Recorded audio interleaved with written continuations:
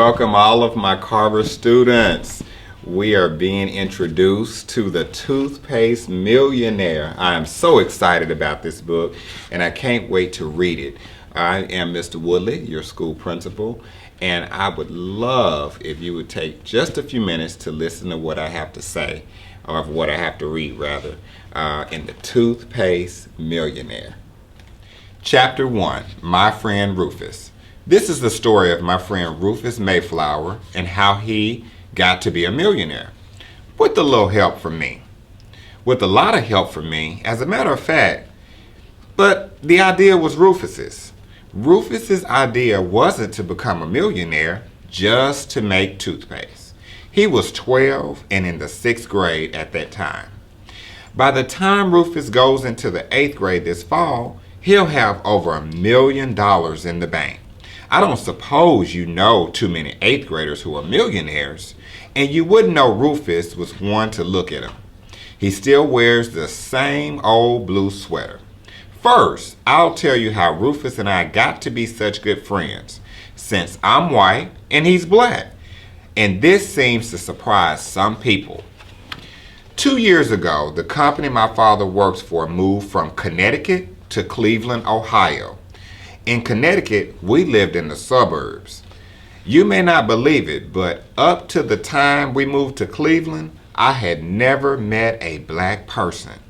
There weren't any black families where we lived in Connecticut. But in East Cleveland, where we live now, there are quite a few. East Cleveland is an old neighborhood with big houses and lawns and trees that look 100 years old. My father says you can't buy a new house built as well as these big old houses. Our house in Cleveland has a lot more rooms than our house in Connecticut. There's a room called a conservatory, which is just for plants. And there's a huge laundry room and workshop which came in handy when Rufus decided to make toothpaste. I didn't meet Rufus until several weeks after school started. Sometimes it's hard making friends in a new neighborhood, and the kids on my block weren't too friendly at first. It was okay at school, but after school and on the weekends, it was lonely. There wasn't anybody to hang around with but my brother James. He isn't interested in anything but model cars. If you've ever had a brother who's crazy about model cars, you know his conversation isn't very interesting. You can't even understand it. It's all about camshafts and gear ratios and RPMs. I know that if you want to make friends, you have to be friendly, and I tried. There were 2 girls about my age, Clem and Josie, who lived in the house next door, and I thought it would be easy to make friends with them. One afternoon, I saw them watching me pick apples from this nice old apple tree we have in the backyard, and I invited them to come over and pick some apples if they wanted to, but they said no. Another time when Clem broke her badminton racket, I called over to ask if she wanted to borrow one of mine, but she didn't. Maybe they didn't like apples or were tired of playing badminton. But I had the feeling it was that they just didn't want to get involved with me. Maybe because I was white. One of the nice things about Rufus is this. He doesn't seem to mind that I'm white and he's black. He doesn't even mind that I'm a girl. My brother James, though, can hardly stand it that I'm a girl. This can be pretty annoying in a 9-year-old boy. With Rufus, I didn't even have to try to make friends. It was as if we had been from the first day I met him. I was riding my bike to school, and the strap that I used to hold my books on the back of the bike broke. I heard my books go thunking all over the street. Well, I pulled up to the curb and was trying to figure out how to rescue the books. Papers from my notebook were blowing all over the place. Every time I ducked into the street to grab a paper, cars started honking their horns. It was the rush hour and nobody wanted to stop. Suddenly, this kid on a bike pulls up behind me. He jumps off his bike and runs into the middle of the street and puts his hands up like a traffic cop. Take your time, he says to me. Then when he gets the traffic under control, he helps me pick up all my stuff. Some kids who lived on my street were standing on the sidewalk laughing at the two of us crawling under cars. One of them yelled, "Hey, Rufus, you'll be late for school." Rufus didn't pay any attention except to explain to me, "That's my name, Rufus."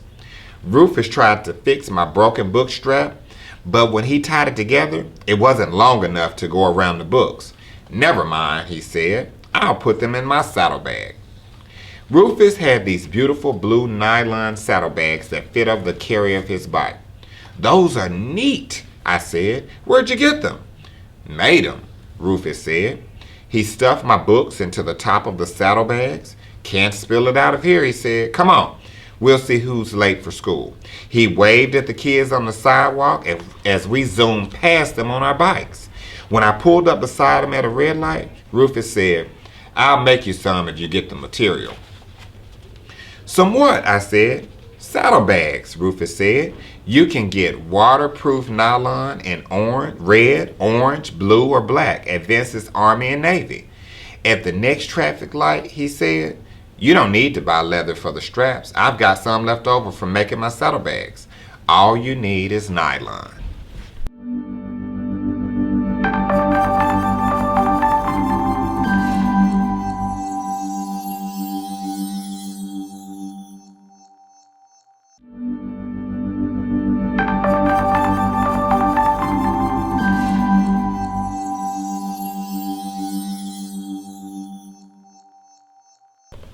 Chapter 2, Two Notes from Rufus.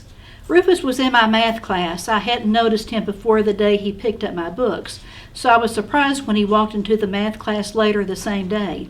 Halfway through the class, someone behind me passed a note, and it said, "You will need 2 1/4 yards of 36-inch wide nylon, which is 97 cents a yard at Vincent's, which will come to $2.18 1/4 plus sales tax."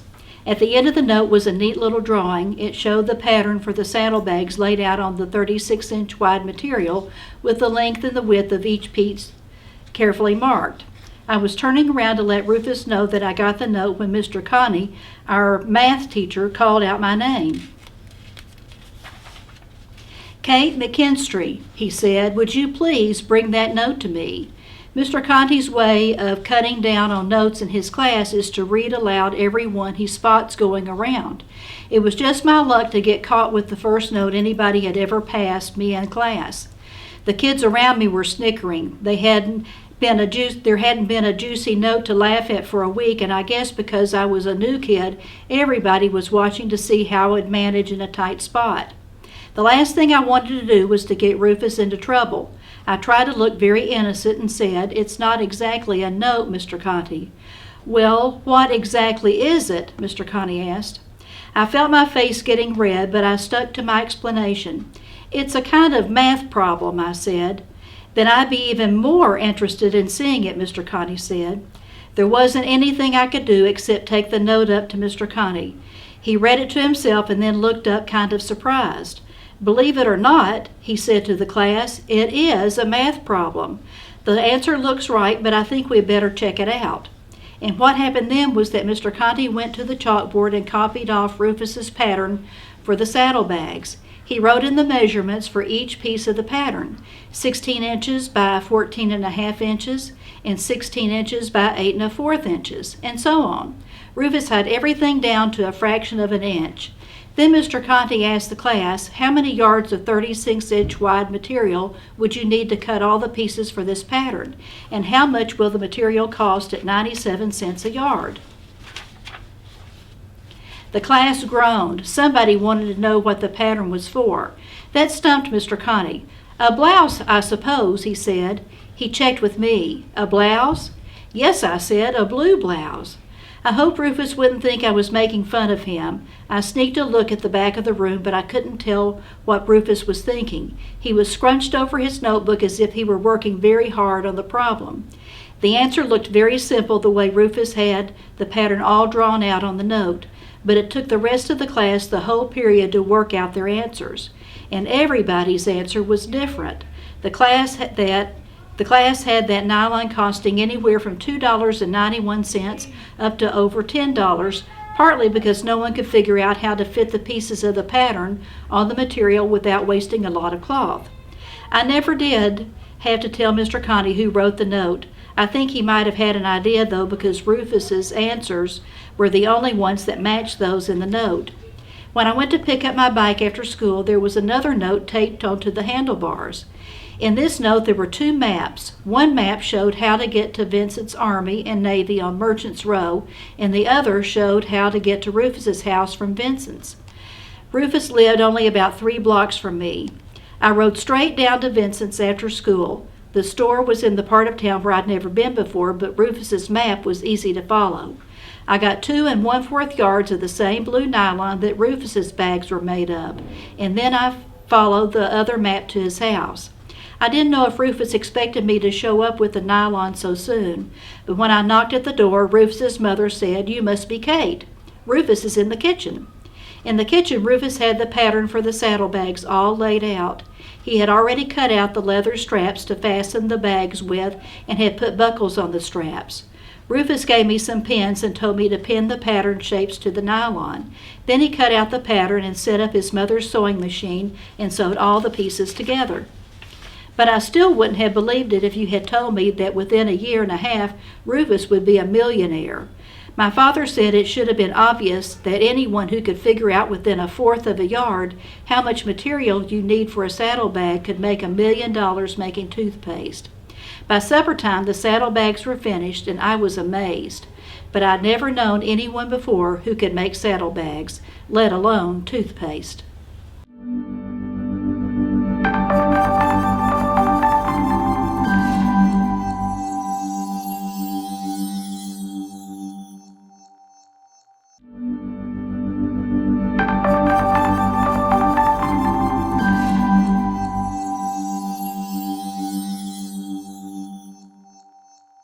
Today we're reading Toothpaste and Eyeshadow, Chapter 3.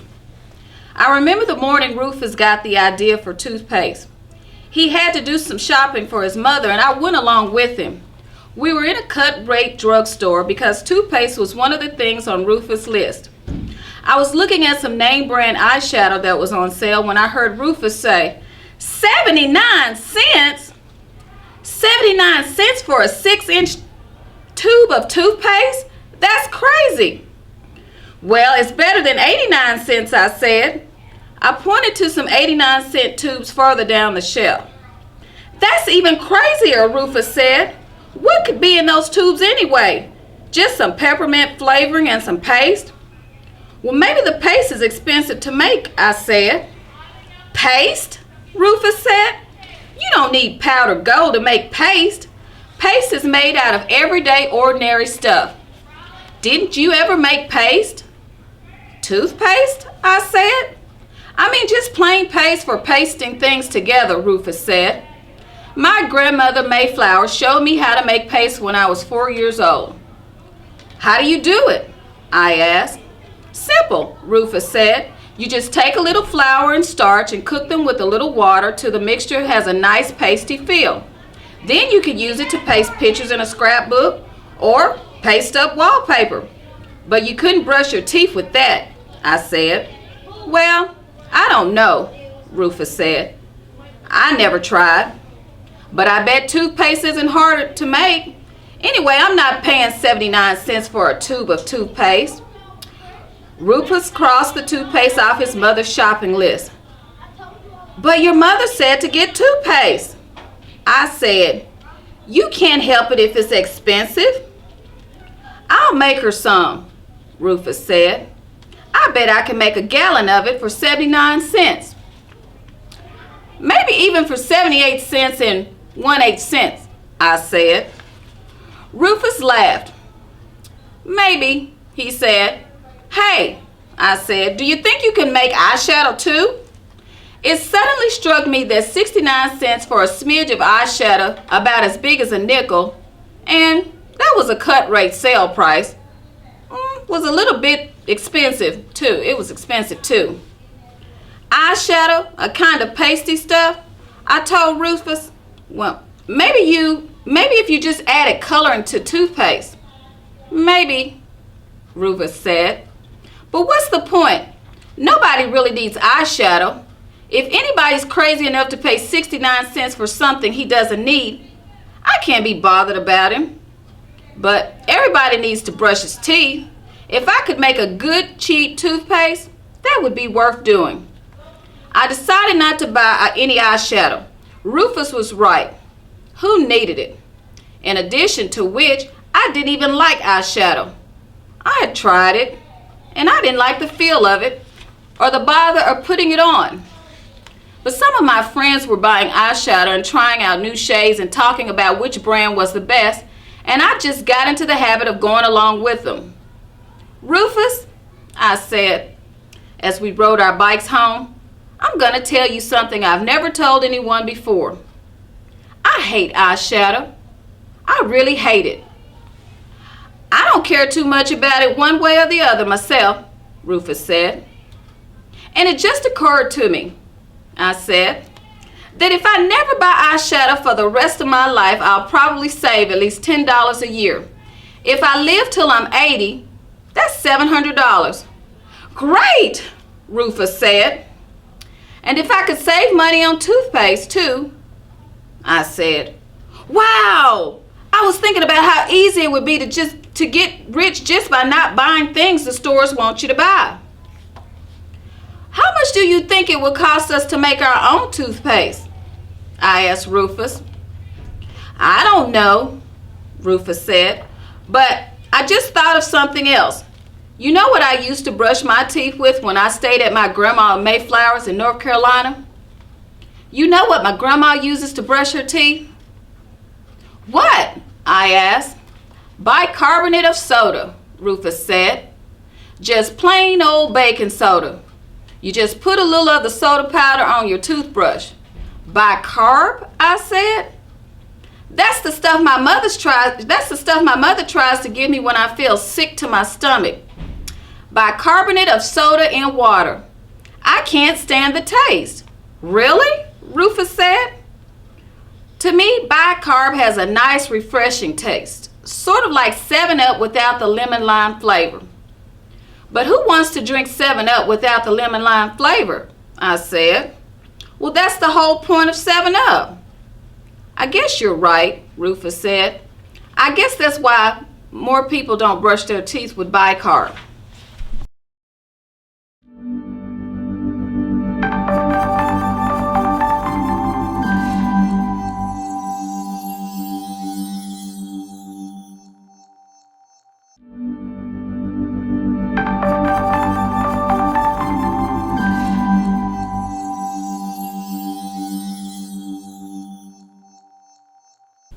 Chapter 4, Peppermint, Cloves, Vanilla, Curry, or Almond. The next afternoon when I stopped by Rufus's house to borrow his bike pump, he had about 50 bowls and pans scattered around the kitchen. What are you making? I asked. I already made it, Rufus said. He handed me a spoon and a bowl with some white stuff in it. I took a spoonful. Don't eat it, said Rufus. Just taste it. Rub a little on your teeth. I tried a little. How does it taste? Rufus asked. Not bad, I said. Better than the kind my mother buys in the pink and white striped tube. How'd you get it to taste so good? A drop of peppermint oil, Rufus said. But I've got other flavors too. He pushed 3 other pots of paste across the table. The first one had a spicy taste. Clove flavored, Rufus said. Do you like it? I don't know, I said. It's interesting. Try this one. The next sample had a sweet taste. Vanilla, I guessed. Right, said Rufus. I like vanilla, I said, in milkshakes or ice cream. But it doesn't seem quite right in toothpaste. Too sweet. This one won't be too sweet, Rufus said, handing me another sample. Ugh, I said, and ran to the sink to wash out my mouth. What did you put in that? Curry powder, Rufus said. Don't you like it? I thought it tasted like a good shrimp curry. Maybe it does, I said, but I don't like curry. Rufus looked disappointed. I don't suppose you'd like it almond flavored either, he said. I made some of that too, but I decided not too many people would take to Almond. "What flavor is that big plastic pan?" I asked.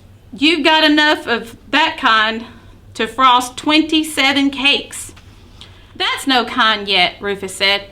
"That's just 79 cents worth of stuff that goes in the paste. I didn't want to flavor it until I figured out the best taste." "What does it taste like plain?" I asked. "Well," Rufus said, "mostly you taste the bicarb." "Bicarb?" I said. "You mean all this stuff I've been tasting has got bicarbonate of soda in it?" Rufus grinned. "Yeah," he said.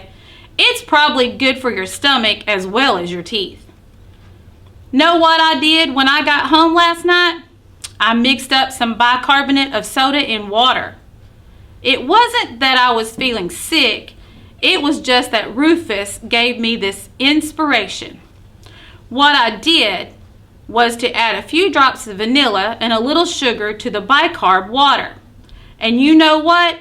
It tastes something like cream soda. You'd never know you were drinking bicarb. And I like cream soda even better than 7-Up.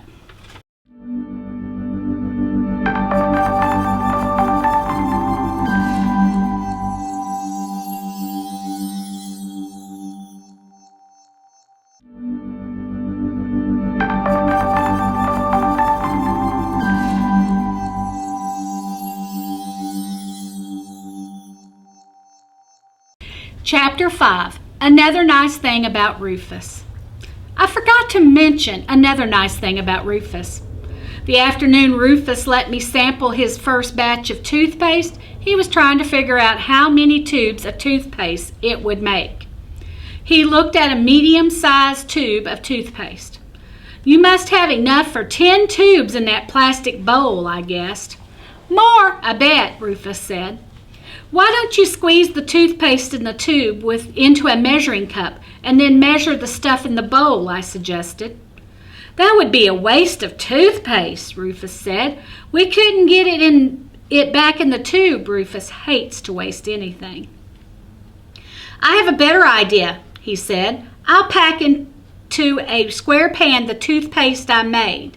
Then I can figure out how many cubic inches of toothpaste we have. And you can figure out how many cubic inches of toothpaste are in the tube." "But the tube is round, Rufus," I said. "I can't measure cubic inches unless something is cube-shaped. Rufus thought a minute. "Maybe we can squeeze the tube into a cube shape," he said. I thought that was brilliant. But then I had another idea. "Rufus," I said, "it says on the tube that it contains 3 1/4 ounces of toothpaste. Why couldn't we just weigh your paste and divide it by 3 1/4 to see how many tubes it would make?"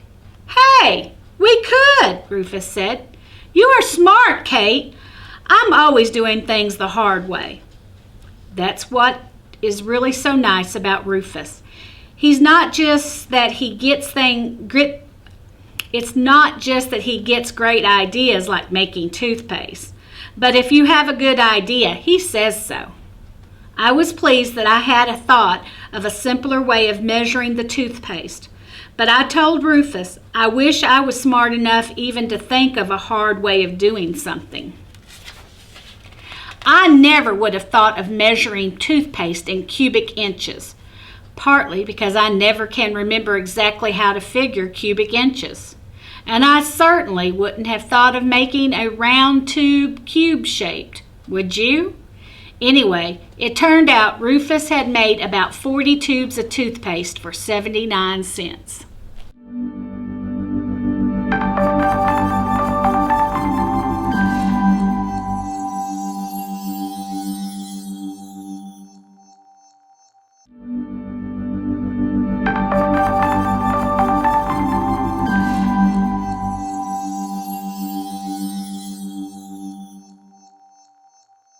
Chapter 6, Another Math Problem. Before I finished breakfast the next morning, there was a knock at the door. It was Rufus. He was very excited. "Kate," he said, "do you know what the population of the United States is?" "No," I said, "I never know things like that." My father looked up from his paper. "According to the most recent census, over 200 million, he said to Rufus. My father always knows things like that. "You're right," Rufus said, "and by now it must be even bigger." "Probably," my father said. "The growing population is a very serious matter. Have you thought much about that problem, Rufus?" "Not yet, Mr. Kinstrey," Rufus said. "At the moment, I was thinking mainly about toothpaste. I was thinking that everybody in the United States probably uses about 1 tube of toothpaste a month." "Probably," my father said. "And if they do," Rufus said, "how many tubes of toothpaste are sold in a year?" My father thought for a second. "Roughly 2.5 billion tubes." "Right," Rufus said. "I hate people who can multiply in their heads, except that my father and Rufus are 2 of the people I like best in the world." "How do you explain that?" "I really don't like math at all, even when I have a paper and pencil and all the time in the world to figure something out. And at that same time, I look forward every day to Mr. Conti's math class." "And how do you explain that, since that's the class where I'm always getting in trouble?" "For example, the same day my father brought up the population explosion, there's Mr. Conti in math class saying, 'Kate McKinstry, would you please bring me that note?'" "Well, it isn't exactly a note, Mr. Conti." "I see," says Mr. Conti. "I suppose it's another math problem." "It looks like a math problem, Mr. Conti." The message from Rufus that Mr. Conti got to read that day said, "If there are 2.5 billion tubes of toothpaste sold in the U.S. in 1 year, and 1 out of 10 people switched to that brand, how many tubes of the new brand would they be buying?" The right answer is 250 million. It took the class a while to figure that out. Some people have trouble remembering how many zeros there are in a billion. Then there was a second part of the note. If the inventor of the new toothpaste made a profit of 1 cent a tube on his toothpaste, what would his profit be at the end of the year? And it turns out that the inventor of this new toothpaste would make $2.5 million in profit.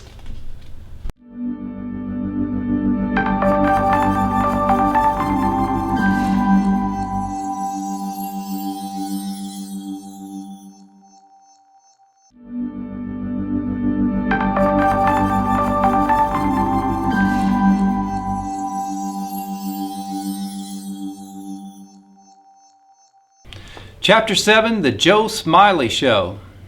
Well, that's how Rufus's toothpaste business started, with Rufus figuring out that if he sold the toothpaste for only a penny more than it cost him to make, it cost him about 2 cents a tube, that he'd soon have millions of customers. He had to start in a small way, of course. When he started his business, Rufus packed the toothpaste in baby food jars. A baby food jar holds about as much as a big tube, and the jars didn't cost him anything. People with babies were glad to save jars for Rufus, as nobody had thought of a way of instantly recycling baby food jars before. When Rufus put a sign on the bulletin board at school saying he could use the jars, kids brought us hundreds of them. We sterilized and filled the jars, and when we had about 500 jars, Rufus and I stuffed our saddlebags with as many as they would hold and rode our bikes around the neighborhood selling the toothpaste. We sold quite a few jars. At only 3 cents a jar, most people felt they could afford to give it a try, and most of the customers said it was good toothpaste. Still, I could not see how Rufus was going to get rich on 3 cents toothpaste unless millions of people knew about it. Then I had this idea about how he could get some free advertising. Everybody in Cleveland watches a program called The Joe Smiley Show. On the show, Joe interviews people who have interesting hobbies. I wrote Joe Smiley a letter telling him I had this friend who had a hobby of making toothpaste and could make about a 2-year supply for the price of 1 tube. And Joe Smiley called up Rufus to ask if he would be on the show.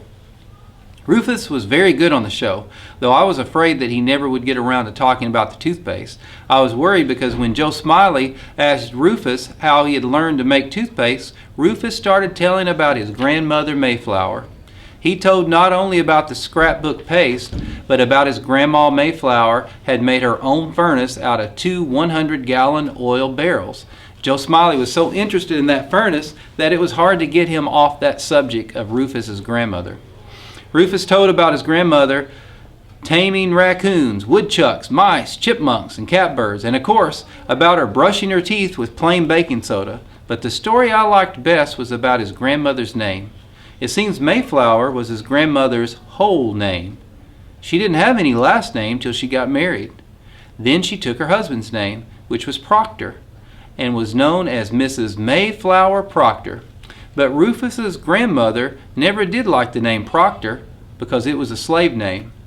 Rufus explained that back when there were slaves, a black man was sometimes called by the name of the white family who owned him. So when Mayflower's husband died, she dropped the Proctor part of her name, and she and her children went back to being Mayflowers. Then Social Security came along and said she had to have a first name and a last name on a Social Security card. But rather than let the government put her down with the slave name, Mrs. Mayflower wrote the Social Security people and signed herself Mrs. Mayflower with a space between the May and the flower. I love that story. In fact, I'm seriously thinking about changing my name to Mac Kinstrey, as I don't care too much for Catherine. Mac sounds like a boy's name, and boys' names usually sound a lot more forceful than girls' names to me. But I'm getting off the subject of toothpaste. Just as Rufus did on the Joe Smiley show, you wouldn't think all that stuff about Rufus's grandmother would sell toothpaste. But then, as my father pointed out, you wouldn't think Rufus's way of advertising the toothpaste would sell toothpaste either. Joe Smiley's the kind of guy who is always saying things are the greatest thing he had ever heard of, or the most fantastic. If a girl comes on his show in a pink coat that Joe thinks is attractive, he'll say, "That's the most fantastic coat." There's nothing that special about the coat. He just means it's nice. What I mean is he exaggerates, and everybody Joe has on his show is one of the greatest people he ever met or has done the most fantastic thing. So when Joe does get to Rufus's toothpaste, he naturally gives it this big build-up, which is what I was counting on. And what does Rufus do? The conversation went something like this. "Now, Rufus, this fantastic toothpaste you make, I suppose it has a special secret formula." "No, it's made out of stuff anybody can buy for a few cents and mix up at home in a few minutes." "Fantastic! And of course it's much better than the kind you buy at the store." "I don't know about that, but it tastes pretty good. And for about 2 cents, you can make as much as you get in a 79-cent tube." "Fantastic! And where can people get some of this great toothpaste?" "If they live in East Cleveland, I'll deliver it to them on my bike. 3 ounces cost 3 cents. It costs me 2 cents to make, and I make a 1-cent profit. If anyone outside East Cleveland wants some, I'll have to charge 3 cents plus postage." "Fantastic! And what do you call this marvelous new product?" "Toothpaste." "Just toothpaste? It doesn't have a name like Sparkle or Shine or Sensation or White Lightning or Personality Plus?" "No, it's just plain toothpaste. It doesn't do anything sensational, such as improve your smile or your personality. It just keeps your teeth clean." Who would have thought that telling people toothpaste wouldn't do one thing for their personality would sell toothpaste? But 3 days after Rufus was on the Joe Smiley show, he got 689 orders for toothpaste. One came all the way from Venice, California, from a man who happened to be telephoning his daughter while she was watching the show in Cleveland. The daughter said, "There's a kid here who's selling toothpaste for 3 cents a jar." And her father ordered 3 dozen jars. Fantastic!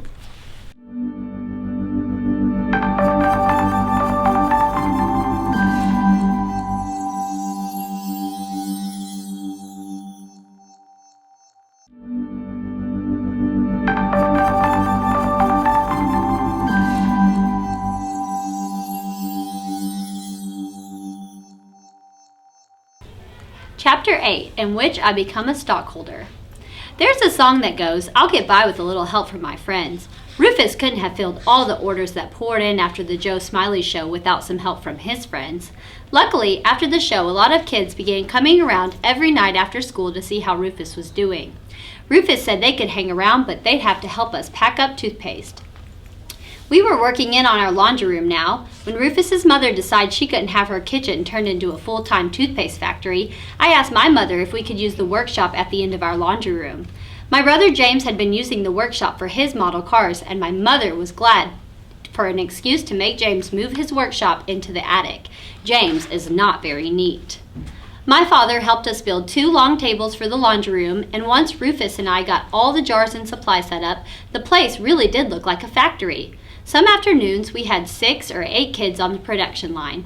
Some of the kids were from school and some lived on my block, like Josie and Clem, the 2 girls from next door. Josie and Clem were at my house almost every night now. I guess they decided that if I was a friend of Rufus, I was okay. I was glad they were coming over so often, as Rufus and I were getting a little tired of washing so many jars. I was never crazy about washing dishes. "Hey Rufus," Josie said one night when she and I had washed about 200 jars, "what would you do if you had to pay us to wash all these jars for you?" "How about that, Rufus?" Clem said. "You couldn't sell that toothpaste for 3 cents if you had to pay us what we're worth." Rufus thought about that. "Well, I sure don't have enough profits to pay anybody yet," he said, "and I've got to use my first profits to buy more stuff to make more toothpaste. But I'll tell you what I'll do. I'll give you all some stock in my company, and at the end of the year, every stockholder will get a share of this year's profits." Clem thought Rufus was kidding, but he was serious. Rufus had this game called Stock Market. It's something like Monopoly. With every stock market game, you get these stock certificates that you can trade with other players. In Rufus's game, there were 1,000 shares of stock worth $100 a share. The certificates came in 1, 10, 50, and 100 shares. Rufus brought the stock certificates over to my house the next day to show us. "Here's how it will work," he said. "Anybody that puts in 100 hours helping me make toothpaste gets a share of stock worth $100, which will entitle him to a share of the company's profits. How much profit depends on how many shares of stock he owns." Rufus had made up a chart with all the names of his friends who had helped him so far. He put down the number of hours they had already worked. "Kate's already worked over 200 hours, Rufus said, so she gets to be the first stockholder." Rufus wrote my name on 2 100 stock certificates. With those 2 shares of stock, Kate should get $5,000 if the company's profits work out the way I plan. $5,000, I said. "Are you sure that's right, Rufus?" Rufus laughed. "We'll ask Mr. Conti to check it out tomorrow." And we did. "Kate McKinstrey, would you please bring that note to me?" "Well, it's not exactly a note, Mr. Conti," etc. You get the picture. Mr. Conti's class figured out that if Rufus was right about the $2.5 million profit, he figured he could make every owner 1 share of stock would make $2,500. An owner of 10 shares would make $25,000, and so on. It sounded so good that everybody in our math class wanted to sign up to work for shares. Even Mr. Conti told Rufus he'd give us a hand if we needed extra help on Saturdays. "When the money starts rolling in," Rufus said, "we may need some help in adding it up." Mr. Conti also gave Rufus some advice. He told Rufus that he shouldn't give out more than 499 shares of the stock. "You have to keep 501 shares yourself to keep control of how you want your company to run," Mr. Conti said. "Otherwise, the stockholders could outvote you." "What did Mr. Conti mean, outvote you?" I asked Rufus later. "Maybe vote to sell toothpaste for 79 cents, Rufus said, "which would be against my principles." Naturally, I promised Rufus I would never vote to do that.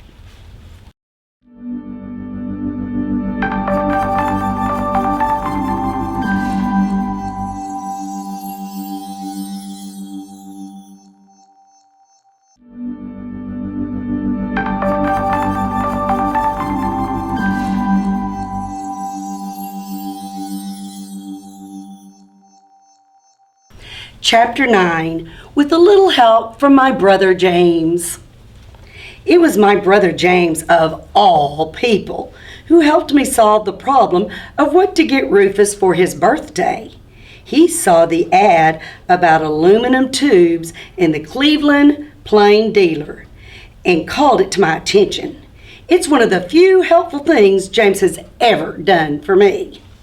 I was looking for a birthday present for Rufus. I decided that Rufus really needed, at this point in his business career, was some toothpaste tubes. Rufus and I had been having some arguments about the baby food jars. A lot of customers seemed surprised at the idea of toothpaste in a jar.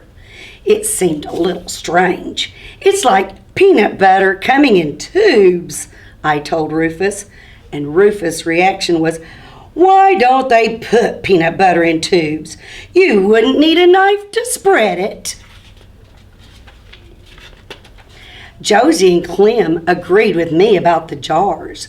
Clem pointed out to Rufus that jars were heavier than tubes. "If you're going to mail 3 dozen jars all the way to Venice, California, you ought to think about those postage costs," she said. "And another thing," Josie said, "if everybody in the family's dipping his toothbrush in the same jar, it isn't too sanitary." "Everybody could have their own jar," Rufus said. "It would be good for business. We could sell 5 or 6 jars to every family." "But then the jars would get all mixed up," I said. "People could write their names on them," Rufus said. "Oh, they could," I said. "But with a big family, there isn't room for all those jars on the bathroom shelf. And even if there were, my brother James, he would always reach for the first jar." "Your brother James has a special problem," Rufus said. "At least we agreed on that." I don't think we convinced Rufus about the jars, but I decided I would take a chance on getting him some toothpaste tubes, just to see if they would improve sales. Did you ever try to buy toothpaste tubes? You can't. I tried hardware stores, drug stores, department stores. I couldn't find any place that sold empty tubes. And by the time anybody's finished with an old toothpaste tube, ugh, you can't really use it again, ugh, as you could a baby food jar. A man at the hardware store finally explained to me that an empty tube is not a retail item. He said you would have to go to a tube manufacturer. Well, I found some tube manufacturers listed in the Yellow Pages, and I wrote to one of them, the Tuxedo Tube and Container Corporation in Peppermint, New Jersey, to ask about how much a small box of medium-sized tubes would cost.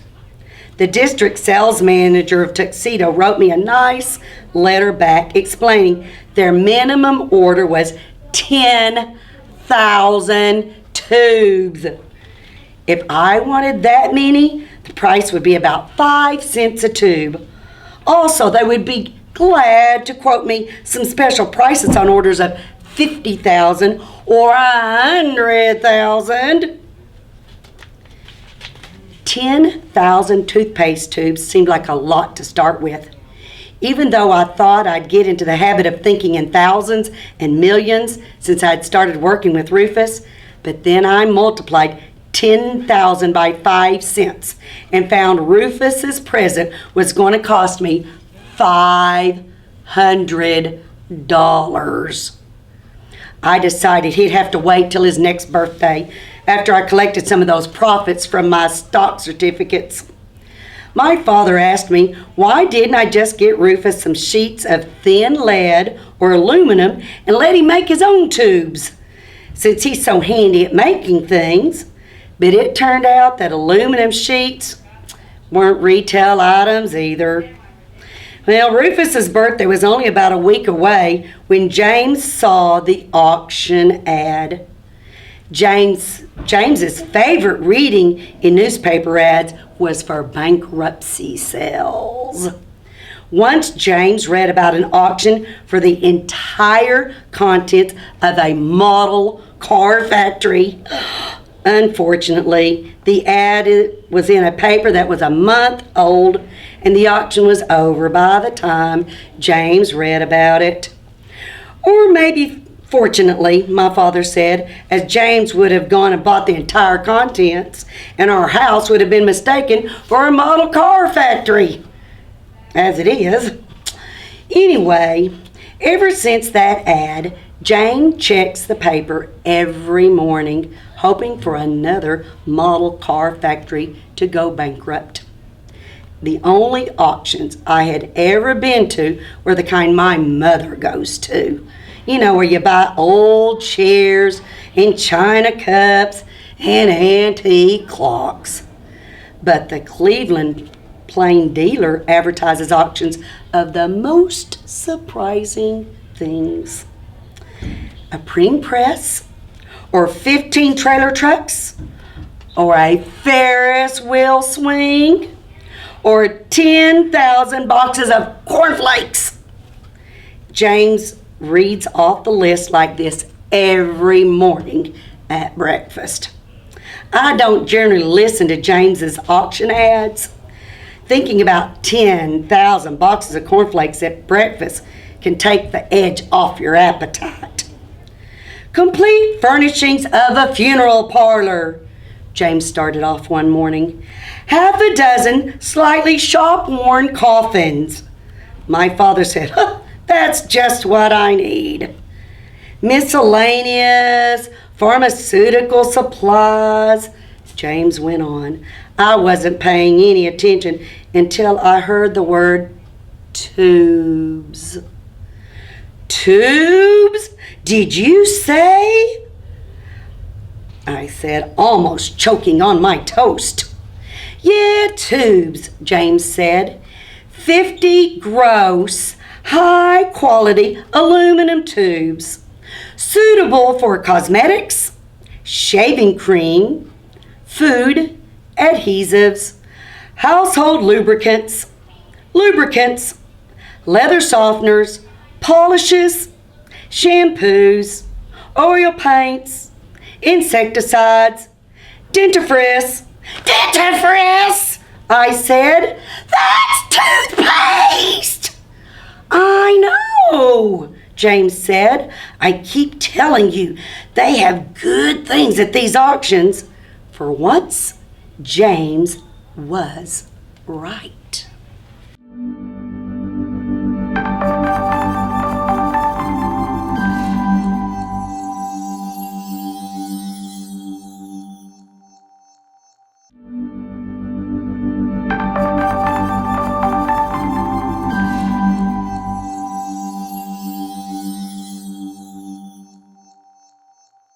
Good morning, guys.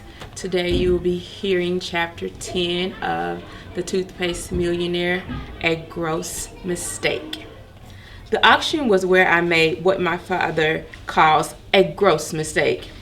It was held at the Pulaski Brothers warehouse in downtown Cleveland. In the room where the auction was held, there were hundreds of cartons stacked around the walls, and a lot of things you don't usually see for sale, like dentists' chairs and fire hydrants. I guess that's because they aren't retail items. I didn't see any coffins or Ferris wheels. The day I was at Pulaski Brothers, they were selling odd lots of hardware and miscellaneous pharmaceutical supplies. The people at the auction were mostly middle-aged men, very few women, and no kids except me. A lot of the men seemed to know each other. From listening to their conversations, it sounded as though they came to Pulaski Brothers auctions every Saturday. I felt a little out of place until I saw somebody I knew. It was Vince from Vince's Army and Navy, where I got the nylon for my saddlebags. Vince didn't remember me at first, but he was very nice and said why didn't I sit down beside him. While we were waiting for the auction to begin, he bought me a cream soda. I asked Vince what he planned to buy at the auction. Grommets, Vince said. Oh, I said. They're a hardware item, Vince said. You use them on tents or boats. Vince said most of the men at the auctions had small stores like his where they sold odd lots of things. I had never heard of odd lots before. They're a little like odds and ends, but there are a lot of them. They seem to be things that are left over when a business goes out of business, and they're apt to be pretty odd, like grommets. Vince explained to me how the auction worked. Every item to be auctioned had a number. The auctioneer sold about 50 items an hour. Vince asked one of the Pulaski brothers what number the aluminum tubes were. They were number 76, so I had quite a wait. I knew from going to auctions with my mother that there was one thing you had to watch out for. You can spend all your money on something you don't need before the thing you really need comes up for sale. When the auction started, I was on guard. I had a chance to buy a whole box of dog collars for $1.25, but I just sat tight. Vince bought several things, the grommets, and a box of pittons. A pitton is something rock climbers use. He also bought a barrel full of links for bike chains. He got the whole barrel for what 6 links would have cost at a hardware store. It was such a bargain that he gave me a handful for free. Finally, the auctioneer got to the tubes. Item number 76, aluminum tubes, he announced. High quality tubes, manufactured by Perfect Packaging Products, never been used, suitable for cosmetics, shaving creams, shampoos, food, household cements, lubricants, oil paints, leather softeners, polishes, insecticides, dentifrices.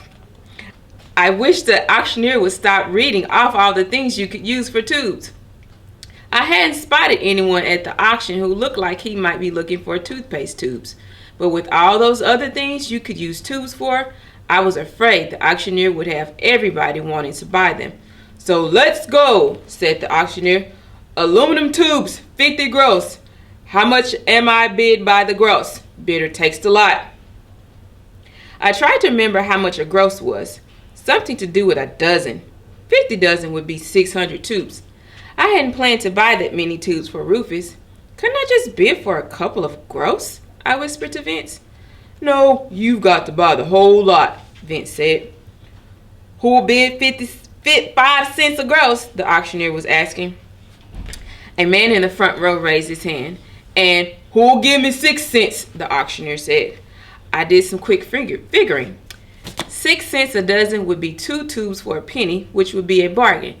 If the price didn't go too high, maybe I could afford to buy 600 tubes. Quickly, I put up my hand. 6 cents from the little lady in the third row, the auctioneer said. I looked around for the little lady. Vince nudged me. He means you. 6 cents is your bid. And now 7 cents, the auctioneer was saying. Who'll say 7 cents? The man in the front row was still bidding. Got 7 cents, the auctioneer said happily. Who'll give 8 cents? I will, I called out. I only had to signal quietly with my hand, but I was afraid the auctioneer might not see me. 8 from the little lady, he announced. Now I want 9 cents. Who'll give 9? The man who was bidding looked around to see who was running up the price. He gave me a sharp look. Then he motioned to the auctioneer that he would go 9. 10, I yelled, without even waiting for the auctioneer to ask. I guess they're scared, the other bidder. Vince said I sounded so determined the guy figured I was ready to run the price up to 79 cents if necessary. Anyway, he shrugged to the auctioneer that he was finished bidding. All through? The auctioneer asked everybody. Although there had been only the 2 of us bidding on the tubes. Everybody all through? Well then, 50 gross aluminum tubes sold to the little lady for 10 cents a gross. That's going to run you $5, Vince said. You got enough money for you? I did, though I hadn't planned to spend that much on Rufus's present. I would have to economize on James's birthday next month. Maybe I'd give him a couple of jars of toothpaste. Anyway, you got a good buy, Vince said. I thought so too. 600 tubes wasn't really so many, considering that Rufus got more than 600 orders from that one appearance on the Joe Smiley show. It wasn't until I took my bike around to the back of the warehouse to pick up the tubes that I discovered my mistake. One of the Pulaski brothers wheeled out 5 big cartons on a hand truck. Here you go, he said. Are all those mine? I asked. I hadn't expected the boxes to be so big. 50 gross is a lot of tubes, Mr. Pulaski said. What will you do with 7,200 tubes anyway? 7,200? I said. You mean you didn't know how many tubes to a gross? Mr. Pulaski said. Well, sort of, I said. But as my father keeps telling me, sort of knowing isn't exactly the same as exactly knowing.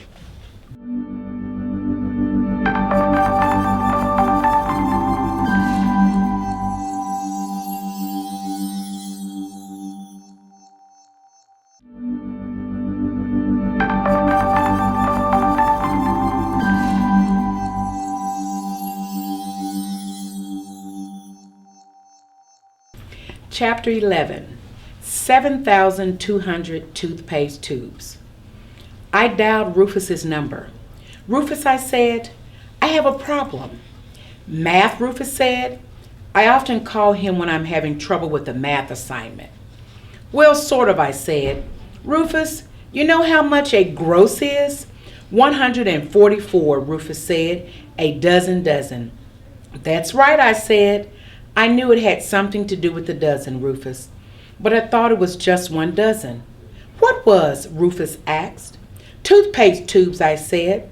Rufus, I just bought 50 gross by mistake, and the problem is that I don't think I can carry that many home on my bike. Oh, Rufus said. There was a silence at the other end of the phone. It wasn't that Rufus was mad at me. He was just multiplying in his head. 7,200 tubes, Rufus asked after a minute. Is that what you've got? There are quite a few of them, Rufus, I said. 5 big boxes. I think I may need a truck. There was another silence. Then Rufus said, probably 1 tube weighs about an ounce. 7,200 ounces is 450 pounds. Say about 1/4 of a ton. Okay, Kate, I know what to do. Where are you? I told Rufus where Pulaski Brothers was. He told me to sit tight till he got there. In about an hour, he showed up on his bike with 4 friends who delivered groceries from the A&P. The manager of the A&P had let them borrow 4 bike carts from the store. Those bikes with the metal chest in front for carrying groceries. The Ford store bikes could carry about 100 pounds each. Rufus and I put the other 50 pounds in the saddlebags on our bikes. We got all the tubes to my house and carried them to the laundry room. Rufus opened up a box and took out a couple of tubes. You weren't supposed to see them till your birthday, I said. They're real nice, Rufus said. Thank you. Suddenly, I had a terrible thought. Rufus, I said, how are we going to get the toothpaste into the tubes? The hole in the top is so small.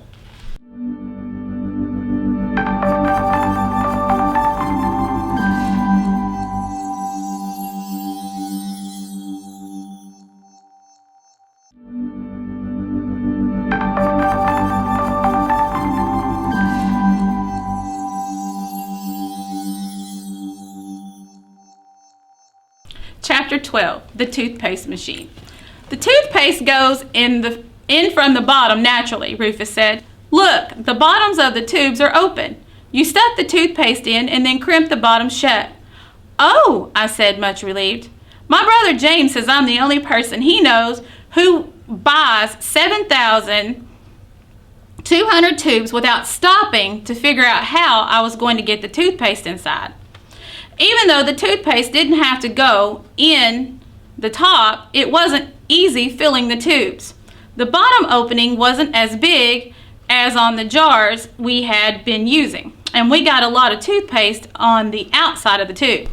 Josie was complaining one day that there must be some easier way of filling the tubes than packing the paste in with the end of a spoon.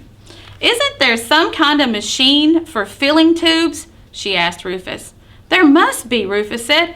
I wonder if we could make one. We don't even know what one looks like, I said.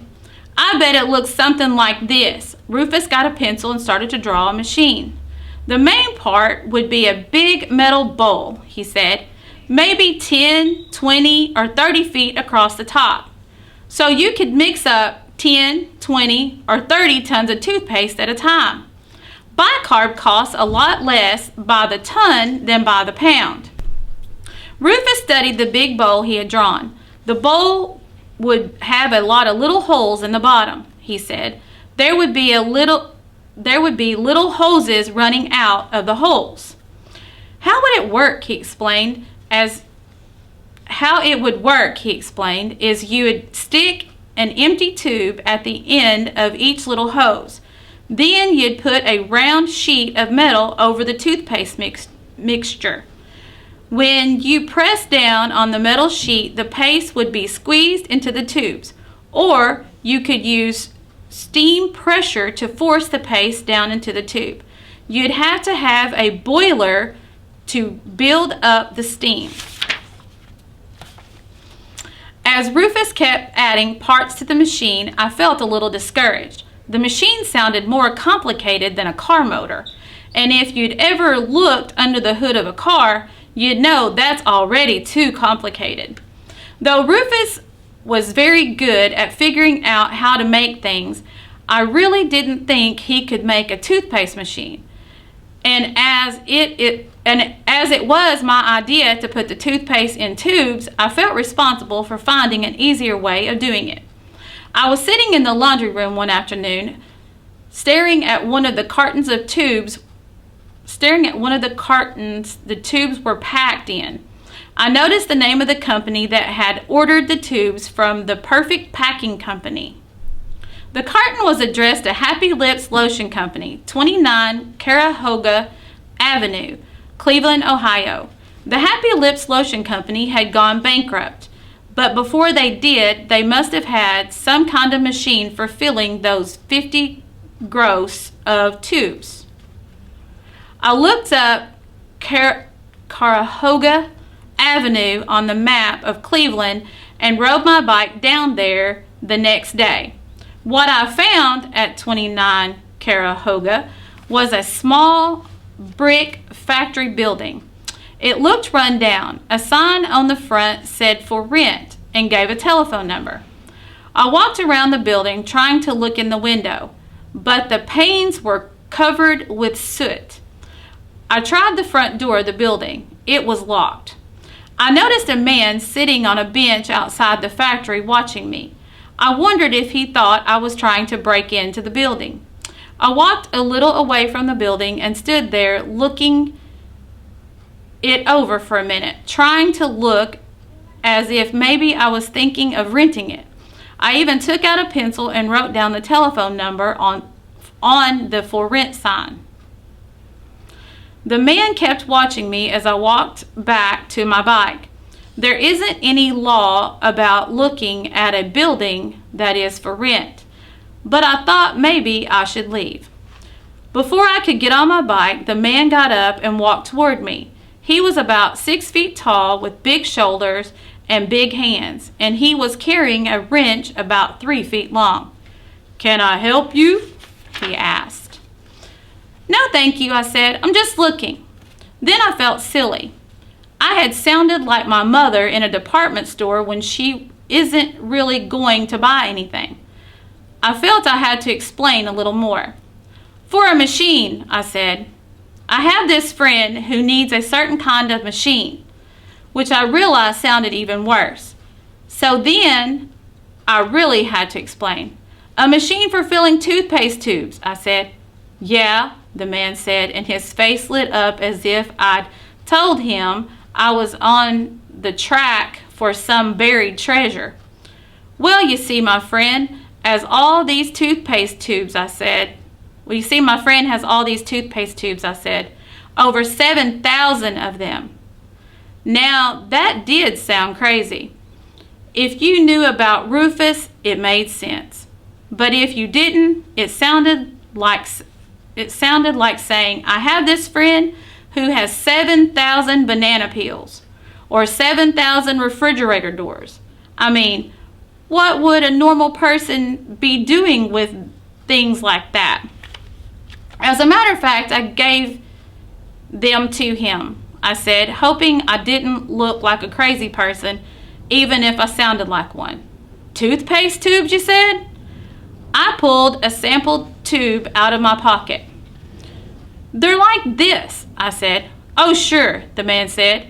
"That's a number 5 aluminum round end with round curl cap." Is it? I said. Good tube, the man said.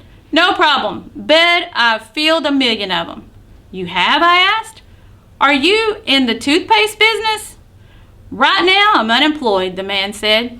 But your friend, is he in the toothpaste business? And that's how I met Hector.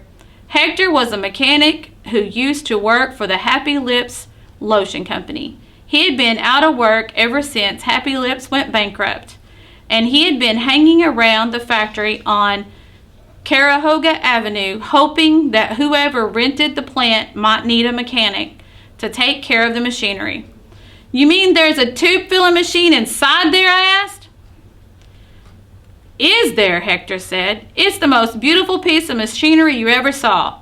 I practically designed it myself. Would you like to see it?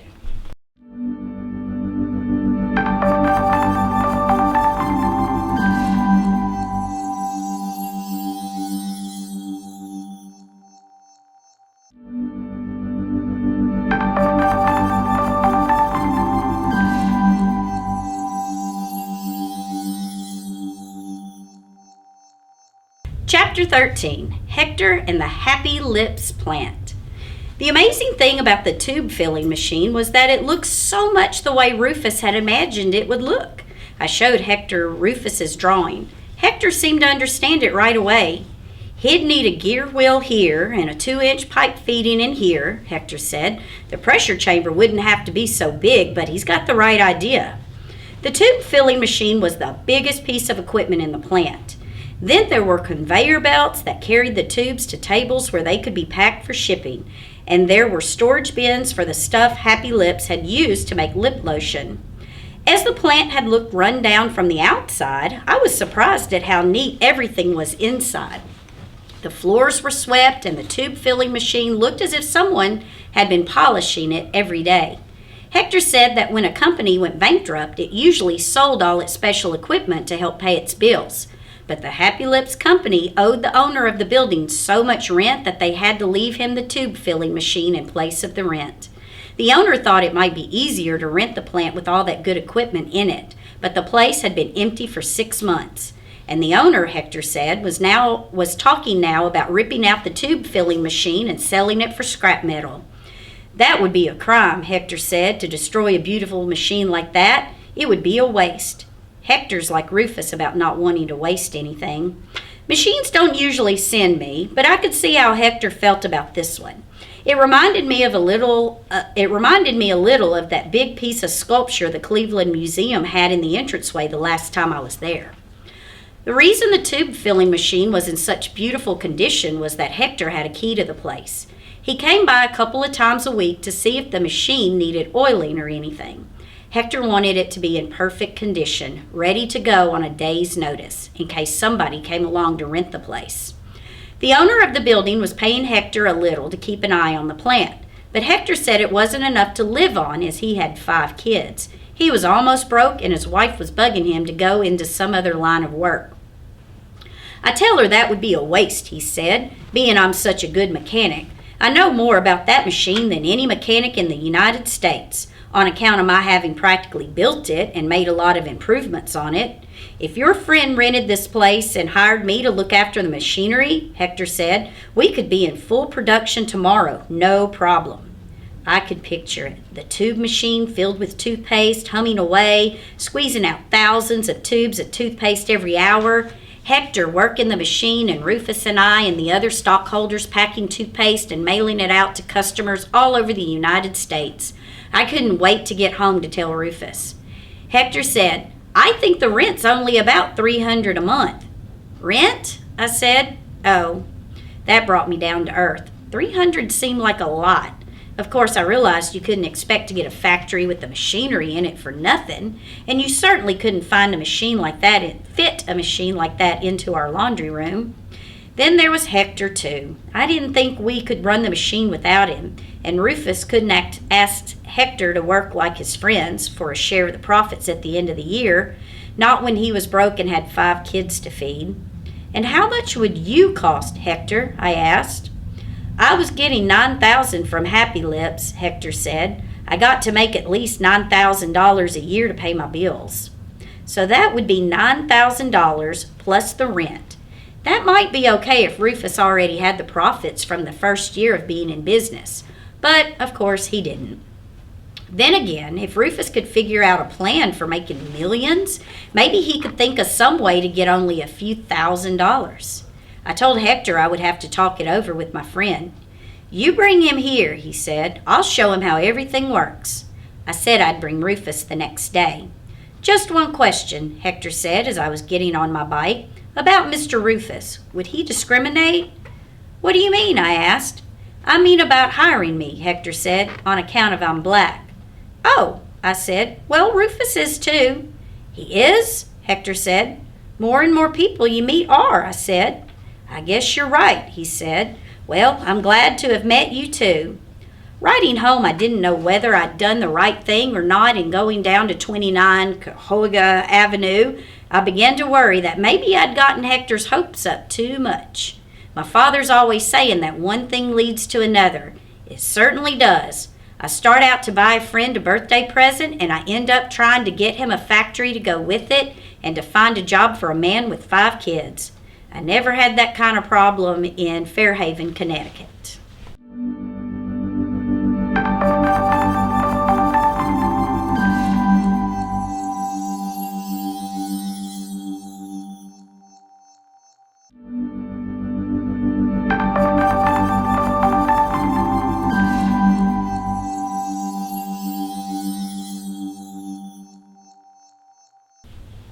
Chapter 14, The Trouble with Adults.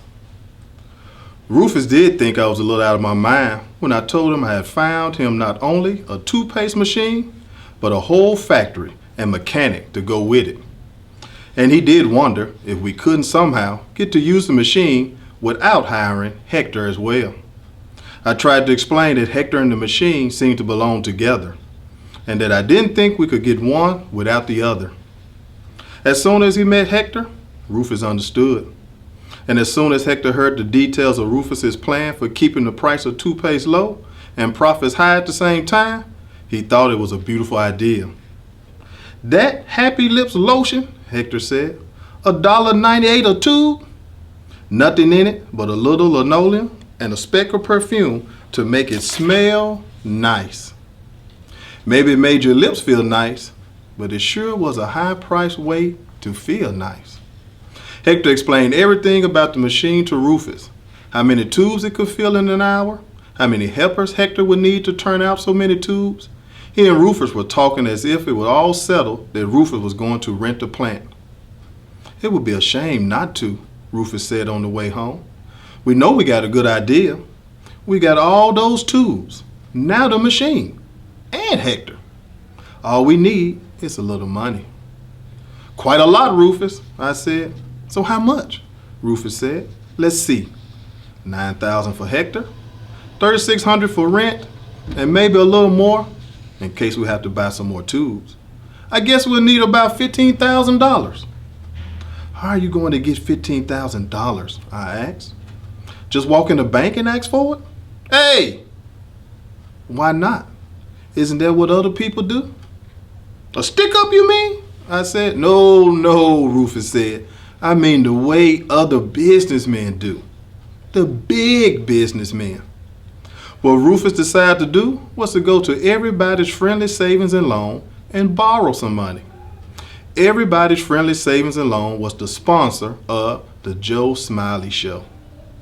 5 times every night, this friendly Vice President Seymour Perkle interrupted the show to do a commercial telling how friendly Everybody's Friendly Savings and Loan was about lending everybody money to buy a car or start a business, and how they like to encourage young businessmen who are starting businesses in the neighborhood, and how they believed in people, and how people were their business. The way Mr. Perkle made it sound, Everybody's Friendly Savings and Loan was dying to lend everybody money. So Rufus called up the office and asked for an appointment with Mr. Perkle. When we got to the office, the lady at the front desk didn't want to let us see Mr. Perkle. She said he had an appointment at 4 o'clock. Rufus said, "So do I. My name is Rufus Mayflower, and Mr. Perkle's 4 o'clock appointment is with me." The lady looked at an appointment calendar on her desk and said, "Oh, you're Mr. Mayflower." I don't think she expected Mr. Mayflower to look so young. She called into Mr. Perkle's office to tell him, "Mr. Perkle, there is a young man here to see you, and there is a young lady with him." I didn't care for the way she said young, as if Rufus and I were about 4 years old. But Rufus walked into Mr. Perkle's office as if he'd been borrowing money all his life. Mr. Perkle looked more tired than he did on TV and not as friendly. But he warmed up a little when I told him we saw him every night on the Joe Smiley commercial and that he was very good. "Ah," he said, "and what can I do for you?" "You can lend me some money for a business I'm starting," Rufus said. "Rufus was on the Joe Smiley show a couple of weeks ago," I said, as Mr. Perkle looked as if he needed a little more warming up. "Joe Smiley says that he got a lot of listener response to that show, and Rufus got orders for 689 jars of toothpaste." "Ah," Mr. Perkle said to Rufus, "so that's where I've seen you. You're the boy who makes toothpaste." "Yes," Rufus said. He explained to Mr. Perkle that he now had 7,200 toothpaste tubes, a machine for filling them, and a man who knew how to run the machine, and that all he needed to get into production was about $15,000, which he could easily pay back in a year, because within 1 year, he could easily be selling 250 million tubes of toothpaste. Rufus had written out on a piece of paper all the facts about the population of the United States and the 1-cent profit. Mr. Perkle went over Rufus's figures carefully. He couldn't find anything wrong with them. "You have a very good idea," Mr. Perkle said, "and you have figured everything out in a very business-like way." "So can you lend me the money today?" Rufus asked. Mr. Perkle looked unhappy. "I'm afraid I can't lend you the money at all," he said. "How come?" Rufus said. "I thought you lent money to everybody." "Well, not exactly everybody," Mr. Perkle said. "Not exactly," it turned out, meant not kids. The trouble with adults is that they never believe kids can do something even when they have good ideas. Mr. Perkle admitted that if a responsible adult with a regular job and no debts came to ask for a loan with the same idea Rufus had, he'll probably get the money. "I hope you understand," Mr. Perkle said. "It's nothing against you personally. It's just that you're young. In your commercial, it says you encourage young businessmen," Rufus said. That stopped Mr. Perkle for a minute. Then he said, "Well, yes, we do. But what business experience have you had?" "Rufus has sold over 1,000 jars of toothpaste in 4 weeks," I said. "Ah," Mr. Perkle said. "And are you Mr. Mayflower's partner in business?" "She is a stockholder," Rufus said, which I thought was a very business-like way to end the meeting.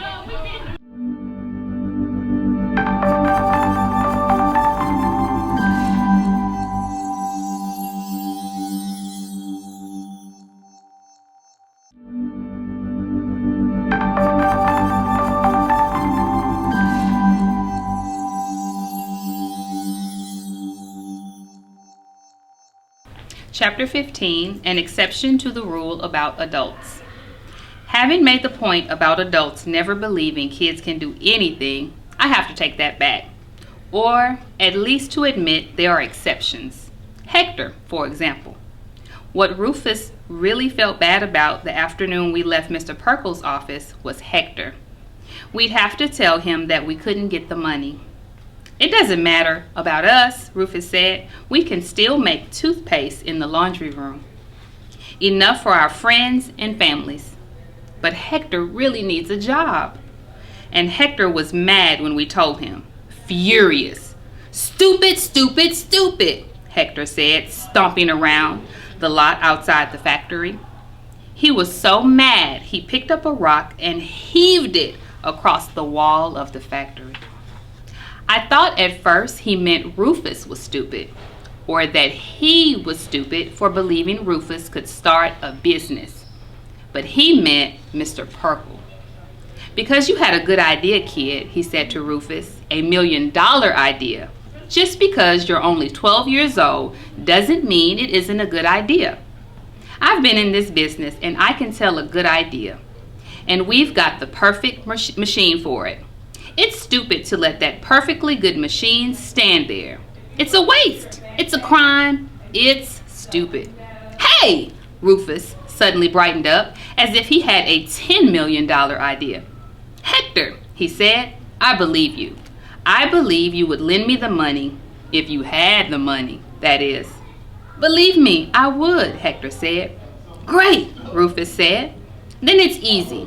All we've got to do, Hector, is for you to go to Mr. Perkle and ask him to lend you $15,000 to invest in a business. Me, Hector said. You, Rufus said. Rufus turned to me. Didn't Mr. Perkle say that if I were a responsible adult with a regular job and no debts, he would lend me the money? That's what he said, I said. And you're a responsible adult, Hector, Rufus said. Yeah, Hector said, except I don't have a regular job, so how could I pay the money back? Simple, Rufus said. I am going to hire you as the manager of the toothpaste factory. The money you borrow to invest in the business, I can use to pay your first year's salary, and to pay the rent, and buy some more toothpaste tubes, which we will probably need. Hector scratched his head. You mean I'm going to borrow the money and I'm going to invest it in your business so you can use it to pay me? Right, Rufus said, but that's not all. For the $15,000 you invest in the business, I will give you 150 shares of stock in the company. At the end of the year, you will get part of the profits of the company because you will be a major stockholder. A major stockholder, Hector said. Rufus explained to Hector about the stock. That if Hector owned 150 shares of the stock, he'd own 15% of the business. And that if the company did make $2.5 million profit, he'd get 15% of that, which would come to $375,000, Rufus said. That's more than enough to pay back the $15,000 to the Everybody's Friendly Savings and Loan. You sure you got that figured right, Rufus? Hector said. I told Hector we had checked out stockholders' profits in our math class. The whole class worked on it, and Mr. Conti checked the answers. Do it, Hector, I said. Go ask Mr. Perkle for the money. You mean I'd own part of the business? Hector said. Yep, Rufus said, and get paid every week too. Oh, that would be beautiful, Hector said. Beautiful. There's just one question. Does this Mr. Perkle discriminate? I knew what Hector meant. As far as I know, just against kids, Rufus said. A year later, Hector said he was being interviewed about Rufus on the Joe Smiley show.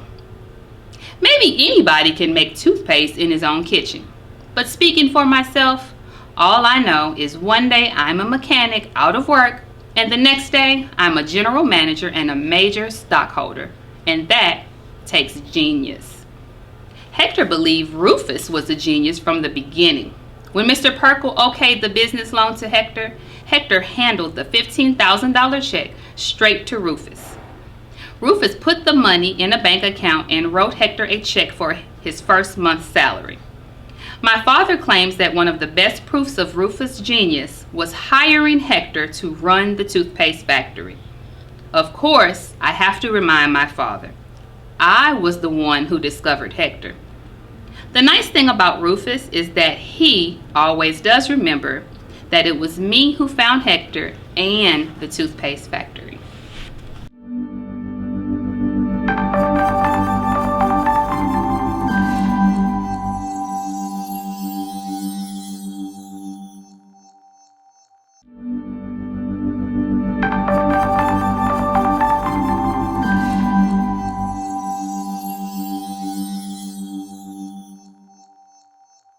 Chapter 16, Toothpaste 1.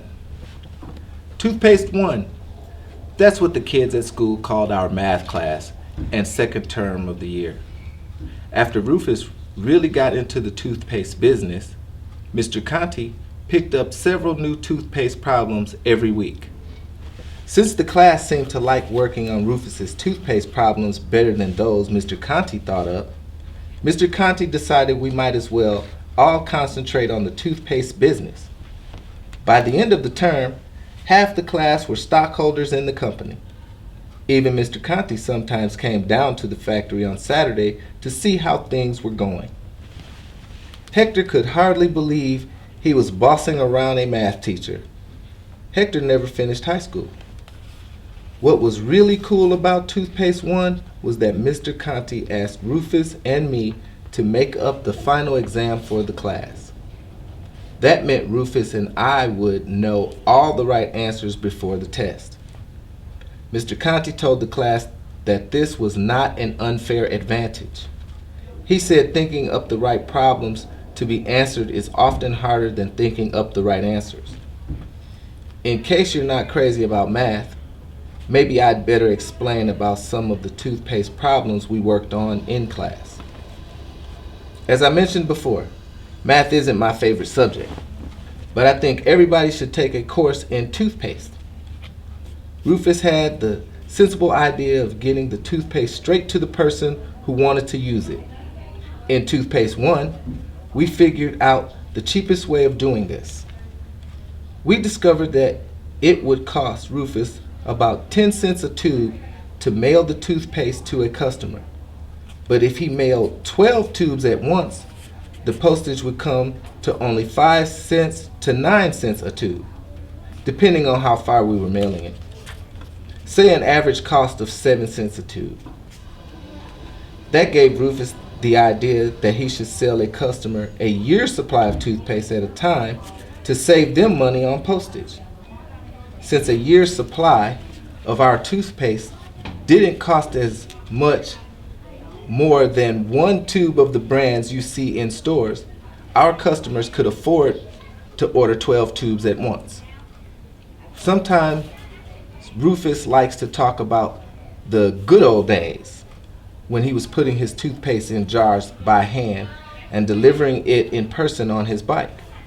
In those good old days, Rufus could sell toothpaste for 3 cents and still make a profit. When he got into big business, he had to charge 15 cents. Now that Rufus was taking a bigger profit, not that Rufus was taking a bigger profit, but there were a few other expenses such as 7 cents for postage and 4 cents for tubes. Once we'd filled the tubes I got at the auction, we had to buy tubes like any other toothpaste business. It bothered Rufus that a tube should cost more than the stuff that went in it, but he didn't have time that year to get into making his own tubes. Actually, the cost of the stuff that went into the paste went down from 2 cents to 1 cent. Once Rufus started buying the ingredients by the ton, but at the same time, he had to add 1 cent to the cost of making the paste for the extra expense of the rent and electricity at the plant, and Hector's pay. There was another 1 cent cost that we didn't have when we were making toothpaste in my laundry, advertising. Rufus said that was one cost we shouldn't try to cut down on too much. After all, we couldn't get as many as 1 out of 10 people in the country to switch to toothpaste unless they knew about toothpaste. At first, the only TV advertising we could afford was a local station. We would advertise 1 week on a Detroit station and the next week in San Diego or Seattle, and the word got around. So these were our expenses per tube. For paste, 1 cent. For tubes, 4 cents. For plant packaging, Hector, etc., 1 cent. For advertising, 1 cent. The total cost of toothpaste, 7 cents. Plus profit, 1 cent, plus postage, 7 cents. Rufus's price per tube, 15 cents. After selling toothpaste for 3 cents, 15 cents always seemed a high price to Rufus. He kept telling people in our commercials that if they wanted to make their own at home and save postage, he would send them the recipe. Quite a few people did write in for the recipe. Rufus did everything he could to keep the cost of toothpaste low. In his commercials, he told people who wanted to order toothpaste to print their name and addresses on postcards. We cut off the addresses and pasted them on the mailing cartons so we didn't have to waste time addressing orders. Also, we used only one mailing carton for 12 tubes. We didn't put each tube in separate boxes, which would just have to be thrown away. Do you know how many tons of cardboard it takes to make boxes for 250 million tubes of toothpaste? You can weigh one toothpaste box and figure it out. That's the kind of problem we worked on in Toothpaste War.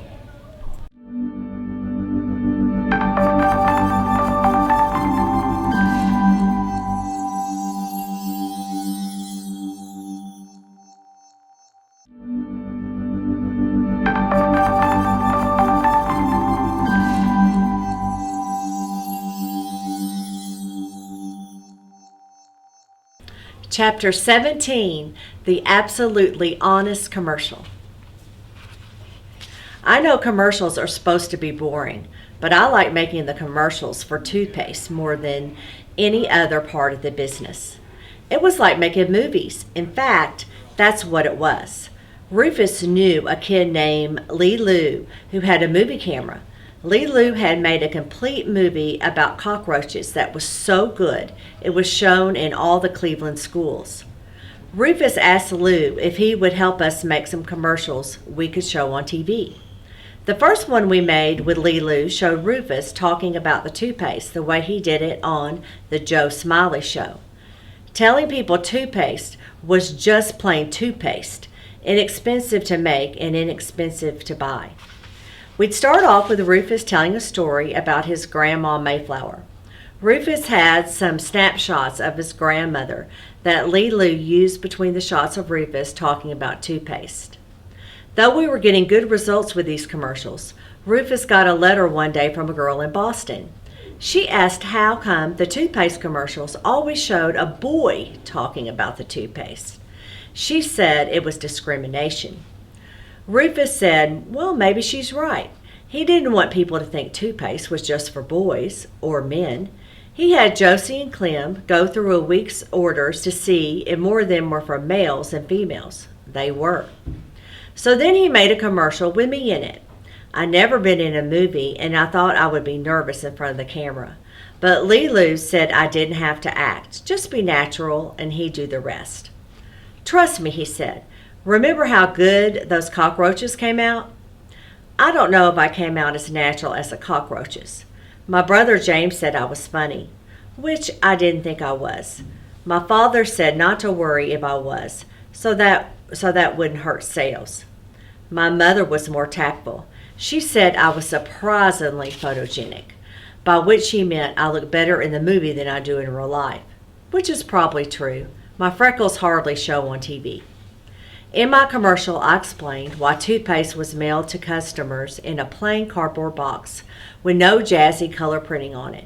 That was because it kept the cost low. Clem and Josie were in another commercial.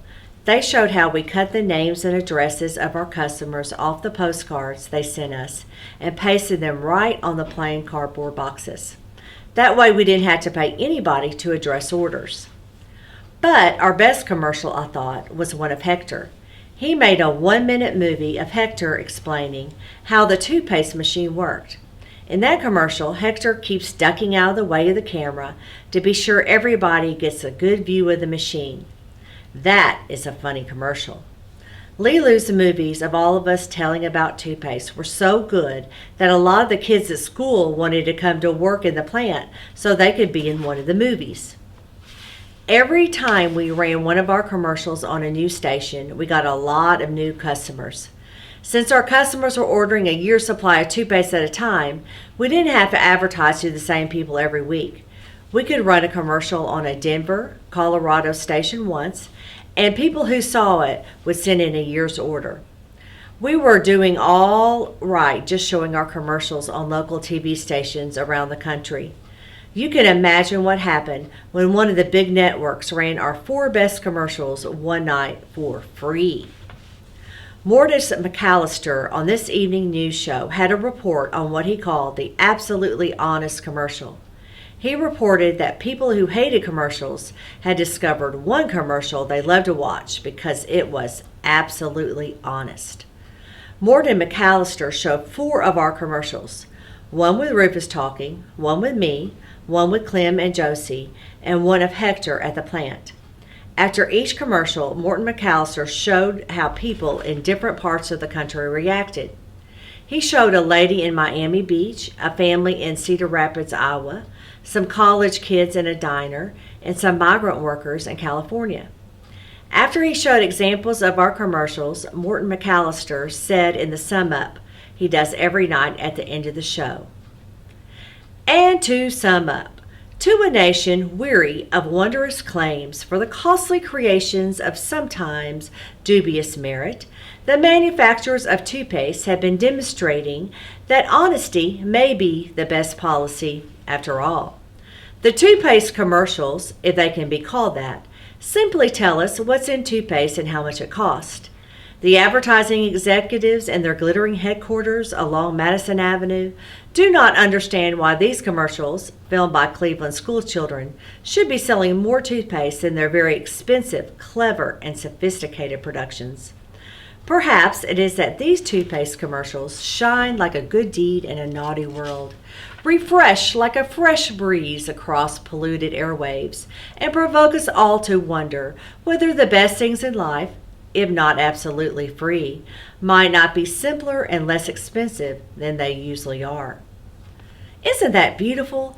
I thought it was so beautiful I memorized it to recite in class, where we had to give a part of a famous speech like the Gettysburg Address, or ask what not to do, what your country can do for you. Millions of people who might have missed our commercials on local stations saw them on Morton McAllister's news show. Naturally, Rufus got thousands of new orders. Several big toothpaste companies were furious with Morton McAllister. They said it was absolutely unfair to give us that free advertising to one company. Morton McAllister replied that an absolutely honest commercial was news, not advertising. But 3 of the companies, Sparkle, Dazzle, and Bright, demanded equal time on his news program. The president of the network got nervous that Sparkle and Dazzle and Bright may not advertise on his network anymore. He told Morton McAllister that he would have to give them equal time. So Morton McAllister, on his next news show, explained that Sparkle and Dazzle and Bright felt it wasn't fair to show our absolutely honest commercials without showing theirs too. And to be absolutely fair, Morton McAllister said he was going to show 3 examples, one from each of the companies, of commercials that weren't absolutely honest. Well, when people saw 3 of these in a row, it really turned them off, and Rufus got millions more orders, which wasn't what Sparkle and Dazzle and Bright had in mind at all.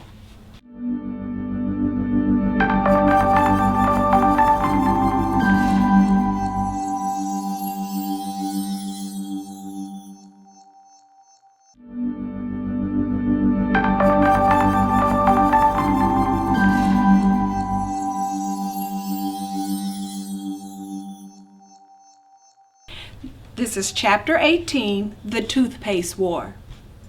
The best buy in toothpaste is toothpaste. That was the headline on the May issue of Consumer's Friends last year. It was that headline that started the price war. Consumer's Friend is a magazine that tests products and tells readers which brands are the best to buy. Last spring, they tested toothpaste and reported that Rufus's toothpaste was the best buy. The best buy wasn't purely a matter of price. Consumer's Friends rated toothpaste for performance, safety, and taste as well as price. They tested how well the toothpaste cleaned your teeth and whether there were any harmful ingredients in the toothpaste. Consumer's Friend discovered that one of the most expensive brands could be very irritating to your mouth and another could scratch the enamel on your teeth. When the Consumer's Friend report came out, Rufus started getting so many more orders that Hector almost had a nervous breakdown. He had to order 2 new toothpaste machines and hire 14 people full-time to help fill the orders. Rufus was making enough money by then to pay for the extra equipment and workers, but the factory was getting crowded. Fortunately, the price war didn't start until June. About that time, school let out. So Rufus and I and all the kids who owned stock in the company could spend a lot more time helping Hector. When thousands of people overnight started switching to toothpaste, the manufacturers of name brands started cutting their prices. The first week of the price war, the cut-rate drugstore near us had Sparkle for 69 cents, Dazzle for 63 cents, and Bright for 59 cents. The next week, Sparkle was down to 58 cents, Dazzle to 57 cents, and Bright down to 53 cents. Every day another company slashed its prices trying to win back customers. Some brands were down to 39 cents. Several companies folded. Every time a company folded, Rufus got more orders. And with a lot of empty toothpaste factories around, Hector was able to rent a few of these temporarily to pack the orders that were piling up at 29 cents. Cahoga Avenue. Since the price of toothpaste was already so low, the price war didn't hurt our business at all. In fact, it helped by waking up a lot of people to how much they had been paying for toothpaste. When a customer switched from Dazzle to Bright, Dazzle lost 1 sale. But if a customer switched from Dazzle to toothpaste, Dazzle lost 12 sales. Because our orders were for a year's supply at a time, once a customer switched to toothpaste, he wasn't going to be shopping for toothpaste for a whole year. The last week of school, we spent most of the time in Mr. Conti's class keeping track of the price war. Someone wrote up the latest figures on the chalkboard every day. Dazzle down 2 cents. Toothpaste up 1,999 sales. Sparkle down 3. Toothpaste up 21,701. Bright down 4. Toothpaste up 53,422. Sensation bankrupt. Toothpaste up 100,001. The more the big brands slashed their prices, the faster toothpaste increased its sales. And suddenly there was my friend Rufus on the cover of Business Month as Businessman of the Year. The week that Sparkle cut its price to 39 cents, and there were rumors that Dazzle was folding. Rufus got a telegram. It was an invitation to meet with major representatives of the toothpaste industry to discuss the health of the industry. The major representatives turned out to be the 3 guys Hector calls Sparkle, Dazzle, and Bright. There were the presidents of the companies that make those brands. Sparkle was George Gordon Westingshed III of Westingshed Pharmaceuticals Incorporated. Dazzle was Ron Medicine of Medicine Pharmaceuticals Ltd. And Bright was Mellophone of Mellifluous Pharmaceuticals, Paper Products, Cereals, and Aerospace Industries Incorporated. In the first months of the price war, Sparkle, Dazzle, and Bright had been mainly trying to kill off each other. Then they realized that Rufus was the one they had to get.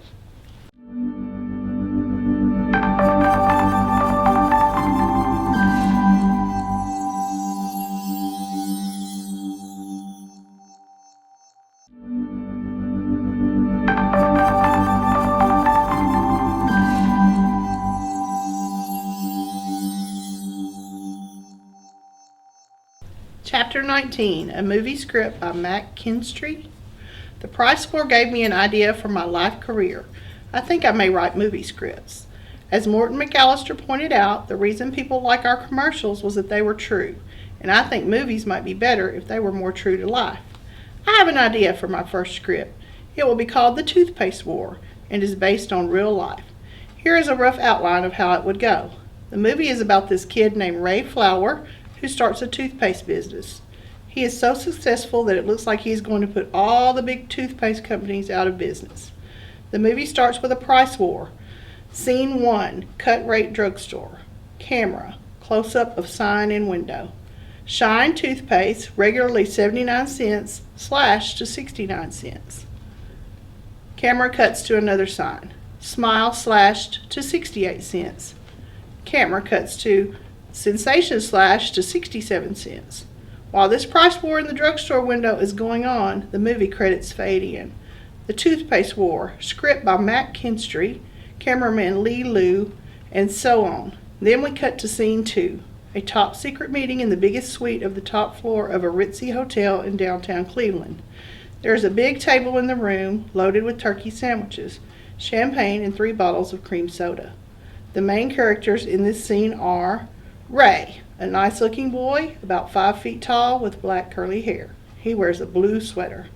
Victor, a strong-looking man about 6.5 feet tall with black curly hair. He wears overalls. Mac, a girl, 4'11", with freckles and straight brown hair. Not beautiful, but she looks trustworthy.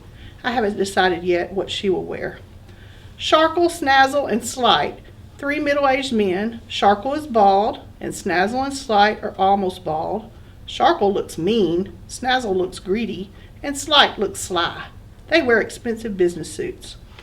Lilu can shoot this scene either with very bright lights that show up the true characters of Sharkle, Snazzle, and Slight, or with very dim lights that make them look sinister, as if they have something to hide. I'm not sure which would be best. What happens in this scene is that Sharkle, Snazzle, and Slight try to make a deal with Ray Flower. The conversation goes something like this. Sharkle: we realize, Mr. Flower, that starting out in a small way, you had to keep your prices low until your product was well known. Snazzle: but now that you are a leader in the market, you of course have the same interest we do in keeping profits high. Slight: until this terrible price war, we were keeping things peaceful in the toothpaste business. Sharkle: and profits high. Snazzle: none of us were selling toothpaste for less than 79 cents for the economy size tube. Slight: except for special sales. Sharkle: 3 times a year. Snazzle: 3 times when we lower prices by 3 cents for 3 days. Slight: to encourage customers. Sharkle runs a special in March. Snazzle runs a special in June. Slight runs a special in October. We all take a turn. And you could run your special in January, Mr. Flower. Ray: if I lowered my price 3 cents, my company would go broke. I make only 1 cent a tube. Sharkle: but that's so silly. Snazzle: if you became a member of our little group, you could sell your toothpaste for 79 cents. Ray: I think 79 cents is too much for a toothpaste. Sharkle: perhaps we could all agree on a slightly lower price. Ray: like 15 cents? Sound Snazzle and Slight laughing nervously. Sharkle: you must be kidding, Mr. Flower. Ray: what do you think, Victor? Victor: I think they're trying to make a deal with you, kid. Ray: what do you think, Mac? Mac: let's get out of here, Ray. The sound of a hotel door being busted down.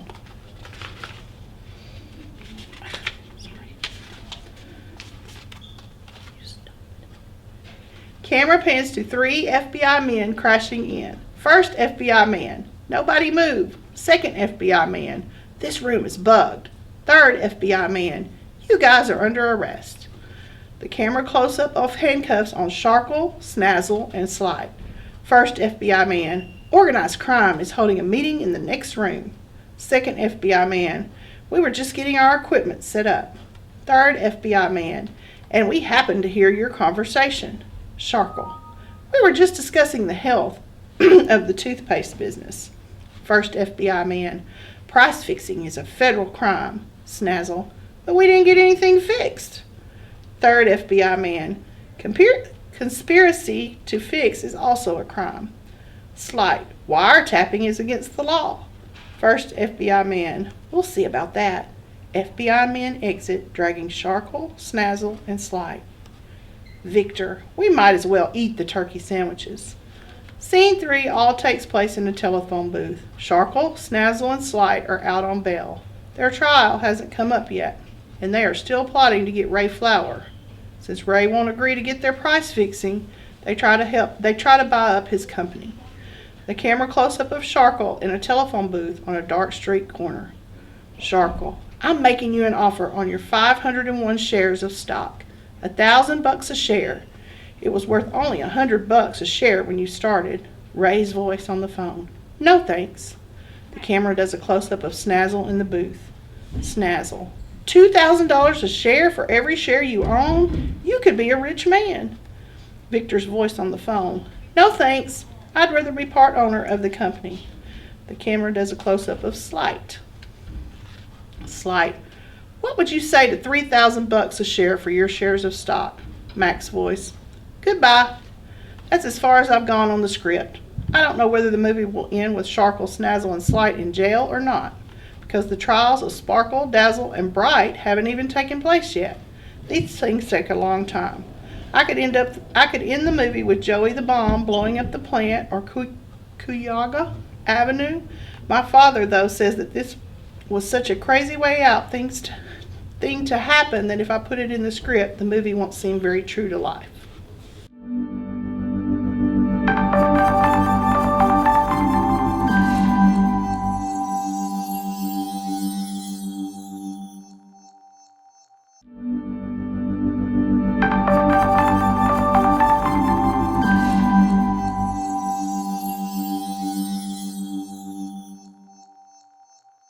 Good morning, guys. Today I will be reading to you Chapter 20, The Blowup of the Toothpaste Millionaire by Merrill.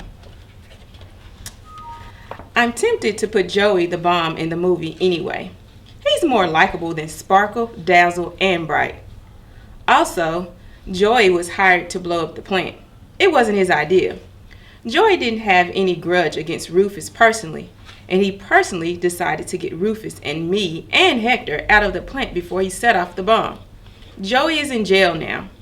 It was definitely proved that he was the bomber, though the police haven't caught up with the guy who hired him. All the police know is that the guy who hired Joey is with organized crime. That was what the meeting in the next room of the hotel was about. It seems organized crime owns a lot of companies, including toothpaste factories. When someone cuts in on their business, they don't bother with price-fixing deals. Rufus and I have gone to see Joey the Bomb in jail a couple of times. We feel grateful to him for saving our lives. He might not be in jail if we hadn't been alive to identify him when the cops nabbed him. Hector wouldn't go with us to visit Joey. He never will forgive Joey for blowing up the plant. Although Rufus was planning to rent a bigger plant with a tube filling machine that could fill 10 times as many tubes an hour, Hector was heartbroken about losing the old machine. Even the first year's profits didn't cheer Hector. Rufus didn't sell quite the 250 million tubes he planned to sell his first year of business, but he came close. The company's profits were a little over $2 million. Even after dividing up 49% of the profits among the other stockholders, Rufus still had over $1 million. The plant getting bombed turned out to be the least of Rufus's problems. His real headache started when Sparkle, Dazzle, and Bright, plus a lot of other people, began calling up our stockholders trying to buy up stock in the company. Most of the kids who owned stock realized they had a good thing and wouldn't sell. But a couple of the kids wanted to make some quick money, and they agreed to sell their shares. When they turned their stock certificates over to the stock buyers, the buyers flipped because the certificates looked to them like play money. My father says that all stock certificates are anyway, but the stock buyers still flipped. We all knew Rufus's stock certificates came from his stock market game, but it seems that if you're in real business, you're supposed to have real certificates, and lawyers okaying how the company is set up, and records for the government. There are a lot of rules and regulations we didn't know about. And the first thing we did know about them was a headline in the Cleveland Plain Dealer. Boy financial wizard accused of fraud. Then the Business Monthly article, is toothpaste stock bogus? And the second thing we know, there is a special investigation. And it looks as if Rufus may be going to jail along with Sparkle, Dazzle, and Bright. FBI agents come around wanting to see Rufus's books. The books they want to see are account books, which show the company's earnings. All Rufus had for books was a spiral notebook in which he jotted the number of orders. what our expenses were and the profit we made every week. The FBI was used to businesses that had sets and sets and sets of books and accountants to explain how they added up business expenses and to send reports to the government. Rufus didn't have any accountants. He just had me checking to see that he hadn't made a mistake in addition. When the FBI saw Rufus's spiral notebook, they were sure he must have some other books hidden away somewhere. The more the FBI and the Cleveland District Attorney and newspaper reporters investigated, the longer the list got of rules and regulations Rufus hadn't paid any attention to. This was the only time I ever heard Rufus sound discouraged. But as things turned out, the point of all these rules and regulations was to protect customers and stockholders from fraud. And the special investigation proved that Rufus hadn't cheated anyone. Rufus's toothpaste had in it exactly what he said it did, and every stockholder had been paid his fair share of the profits, even if the stock certificates weren't the real thing. So Rufus couldn't be found guilty of fraud, only of not filling out certain forms in a certain way. As my father said, Rufus's only crime was cutting through a lot of red tape. He should be an example to the whole country.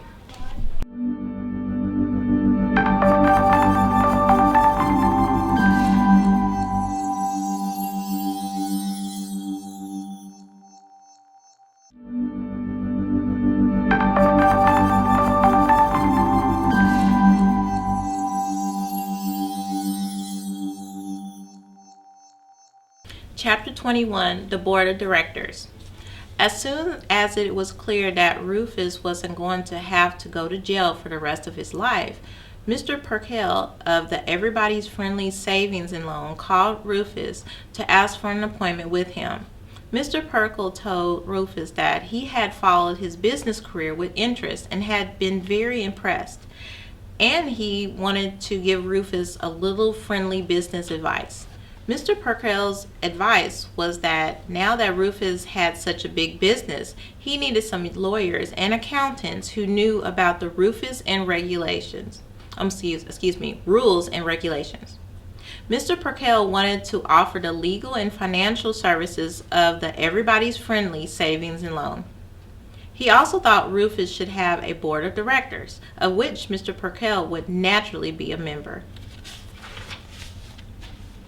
Rufus discussed this with all of the stockholders. He decided maybe it was a good idea. What really convinced us was the income tax. Mr. Conti told Rufus that he would help us figure out the company's income tax. But income tax regulations for business are very complicated. In fact, they're so complicated that Mr. Conti gave up and said we'd have to get an accountant. So where things are now is that the Everybody's Friendly and Savings and Loan is lending us money to build a new toothpaste plant outside Cleveland.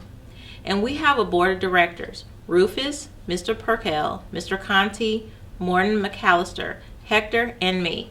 And a lawyer whose name I can't remember. Hector's on the board because Rufus insisted he knows more about the business than any of us. I'm on it because Mr. Perkel says you have to have a woman on a board of directors these days. Rufus, though, says he voted for me not because of that, but because he trusts me.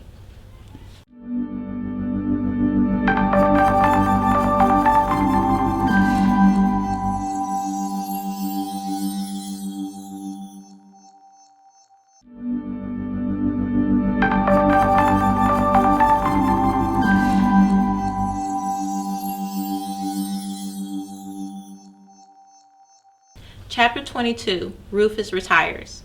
The new toothpaste factory was almost finished when Rufus suddenly decided to retire from the toothpaste business.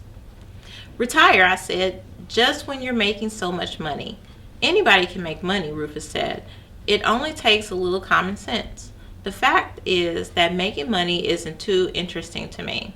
Figuring out how to make the toothpaste was fun, and figuring out how I could make money by charging less instead of more was fun. But ever since we figured those things out, it seems as if I've been doing the same thing over and over again. I couldn't think of a good answer to that. I'd rather figure out something new to do, Rufus said. But what will happen to the company? I asked. Hector can run it, Rufus said. He's been running it all along. I just had the idea, so I'm going to sell him my stock. Hector won't sell the business to anyone who wants to make 79-cent toothpaste. And right after school closed, Rufus did retire. And he went to North Carolina to spend the summer with his grandma Mayflower. He went to North Carolina by bicycle. That's the crazy thing about Rufus. Here he is a millionaire who could jump on a jet plane. But instead, he packs a sleeping bag and an extra pair of socks and shirt in his blue saddle bags. And his toothbrush, of course, and sets off on his bike. I really miss Rufus this summer, though. I have lots of friends in East Cleveland now. All the kids who worked in the toothpaste business with Rufus and me, as well as people we met through the business like Hector and Mr. Perkel and Joe Smiley and Vince. Mr. Perkel even offered me a summer job in the Everybody's Friendly Savings and Loan. But my father and mother thought I should take a summer vacation since I worked at the toothpaste factory all last summer, as well as after school for almost 2 years. And it's not as if I needed the money. At the moment, I'm pretty rich myself from being a stockholder in Rufus's company. So I'm spending this summer reading books and getting rested up for when Rufus gets back from North Carolina. I'm sure he will have figured out some project that's even more fun than just making $1 million. Yesterday, I got a postcard from Rufus from Nashville, Tennessee. It said, "Could you see if Vince's Army and Navy sells blow-up brass for at least 6 by 12? And how much would 2 of them cost? And do they have Army surplus dried soup in 100-pound bags? I'm on my way to Vince's now. If America hadn't already been discovered, it wouldn't surprise me at all if that was what Rufus had in his mind."